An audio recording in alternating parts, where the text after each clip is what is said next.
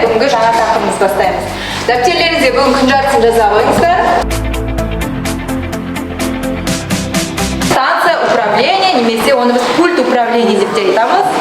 Бұл жерде сіздерге көрсетілген соңғы кез жаңартылып шығарылған УАЗ кен орнындағы интеллектуалды кен орны деп айтамыз. Сол интеллектуалды басқару станциясы, яғни VLT, CLALT Dentis деген интеллектуалды басқару станциясы көрсетілген. Бұл жерде көрсетілген, мысалы, кен орындарда скважиналар бірнеше километр қашықтықта орналасады.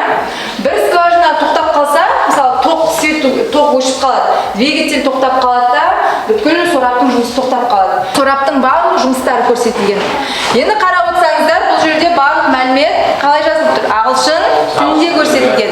Себебі қазіргі таңда мына Қазақстанда кен орындарында көп станоктардың бәрі Америкадан, Франциядан, Германиядан, Китай, жан-жақтан әкелінеді. Қазіргі мына интеллектуальный станция управленияның көбі шет елдерден әкелінеді. Сондықтан оның ішінде функциялардың бәрі ағылшын тілінде жазылған.